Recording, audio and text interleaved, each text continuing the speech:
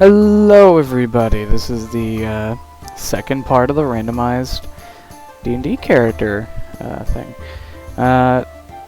Before we get into the character of this episode, I would like to say that all of them do have set ages, heights, and weights, if you're interested in those, and backgrounds as well. I'll just name off Gilda's real quick. She is currently 22 years old, 5'10", and weighs 156 pounds. With the background student of magic, which, you know, just wanted to get that out of the way. So I'll probably name all of their backgrounds, ages, heights, weights, and stuff in their own videos, but I just forgot to do it for Gilda, I think. And I guess we'll get on to today's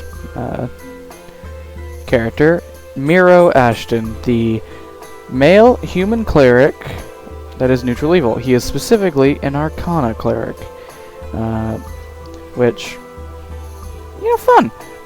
He is currently 5'6", 30 years old, and 132 pounds, with the Acolyte background. And I'll say this now, his god is Curran, god of magic. That is Curran, spelled A-C-R-I-N. And I suppose now we'll get into his backstory. Mirow Ashton never knew his family, his true family, and honestly, he never really learned to care about that. But little did he know, one of his family members was always nearby. Mirow Ashton, our kind cleric, was born in an abandoned temple to a sickly mother who, through one means or another, needed to flee her home and ended up here. She passed shortly after he was born. Mirow would have surely perished, either killed by some sort of wandering animal or by the elements or just time, if not for the intervention of the god of the temple. Curran, god of magic, intervened and rescued the child by less than pleasant means. He resurrected Mirow's mother into a zombie and then polymorphed them into some doll made of stone. It was through this doll that Curran raised Mirow and kept him alive, though Curran would never admit it, because he doesn't see it this way, but there doesn't seem to be much reason to turn her into a zombie first.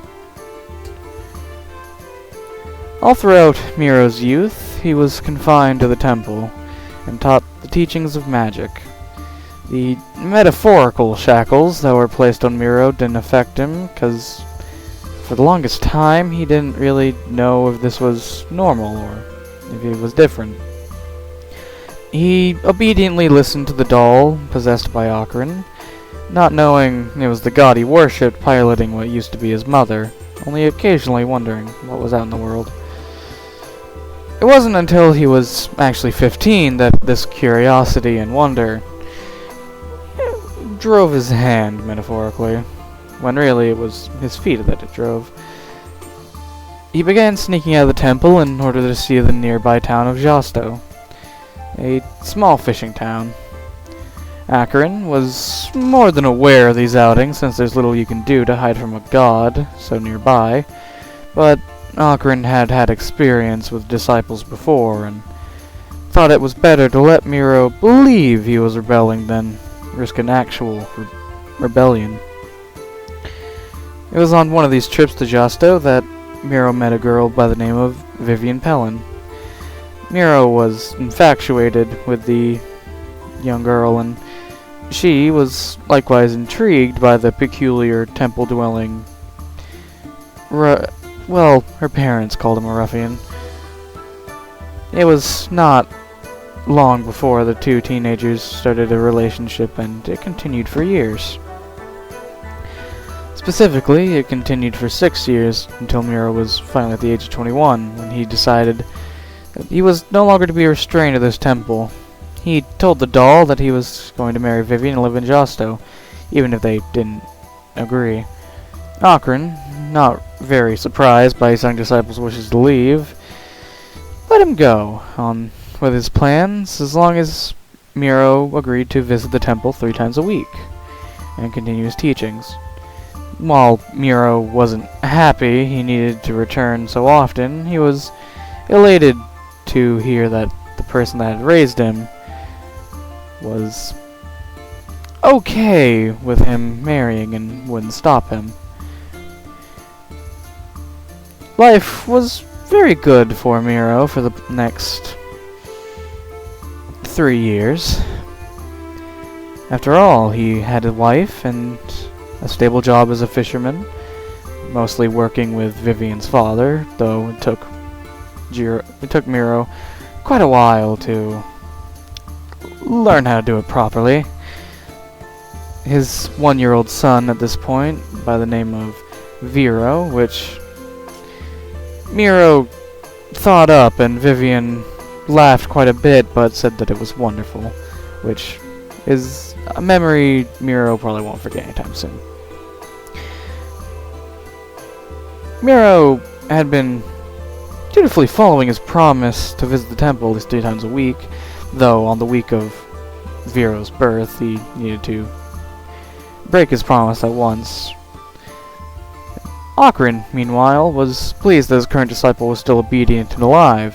Having lost many, many disciples to the treacheries of disloyalty and death in the past, life was good for Mirow, and honestly, he was perfectly happy.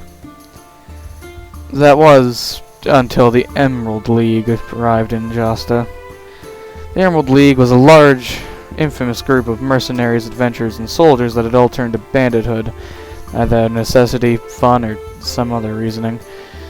The Emerald League was running from a rather scarily large group of lawmen, and they weren't in the mood to peacefully ride through the town.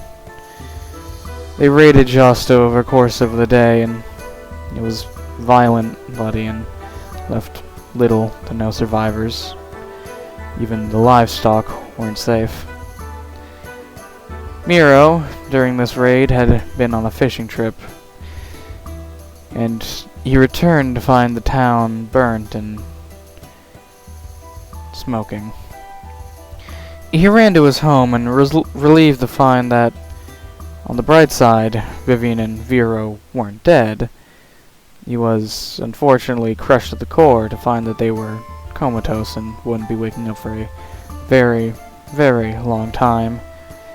Mirow was immediately ready to ride after the Emerald League and try and claim vengeance for his family, as foolish of a mission as it was. As he was rushing for a horse, he was stopped by the doll.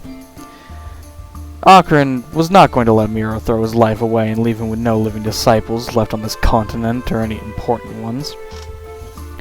Curran told Mirow that revenge was impossible as he was now, which, though it crushed Mirow to acknowledge it, he knew it was true. Curran, however, did tell him it was possible for him to one day take revenge and even heal his family. If Mirow would finally offer complete obedience and loyalty and become a cleric of Curran, then the god may just give him the power to become strong enough to complete his new goal. Mirow, while many would disagree, he considered himself not to be a fool. So he thought this choice wasn't even a choice, it was just a natural progression. It was for the next 6 years that Mirow has been traveling the world training, though it's taken a while for him to get a basic grasp of how to use the magic granted to him by Curran.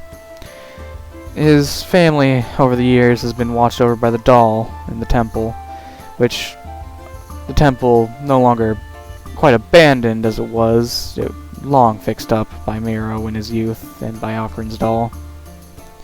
The doll, in recent years, has also been given a little more autonomy now that Curran needed to keep watch elsewhere over his young disciple, though Mirow hasn't seen the doll in quite some time, he's sure that they're taking good care of his family. Unlike when he was young, Mirow is no longer the most polite of men, though he can show himself off to be. He has long since been tainted by not only the corruption of the Jasta incident, the world itself, but also somewhat the malevolent teachings of Curran, and at this point, Mirow is not afraid to kill to save his family. We'll take a quick look at the god of magic himself in order to maybe explain a bit of Mirow's life and decisions. Curran is a very, very old god of magic. He was unique for personally teaching his worshippers as his disciples, or some might even call them his children, but he definitely wouldn't. He was always cold and harsh and eternally annoyed that his disciples would almost always betray him, flee from him, or randomly die of stupidity, mostly. Curran does not think himself to be good nor evil. He simply thinks of himself as the original scholar, a title that may be correct if he's as old as he seems. While his personal judgment of his morality is clear if you ever talk to him, the general populace of the world and other gods would definitely place him somewhere along the lines of neutral evil, seeing as he does not care, or at the very least he cares very little, if people, animals, or anything are hurt or destroyed in his pursuit of knowledge and power. It can be noted that Curran would have just healed Mirow's family and given him the power to exact vengeance then there, but he knew that wouldn't end well. Curran has had many, many experiences, both of his own and viewing from other gods, that if a worshipper only becomes willing to be obedient and a full-on cleric in times of desperation, helping them get rid of that desperation immediately means that they'll either take the power you gave them and run, or they'll be done needing you and they'll just betray you. Curran is done with betrayal, so he is doing everything in his power, or rather, not using his power, to make sure Mirow stays obedient for as long as he can, and if Curran has his way, that'll most likely be all of Mirow's life.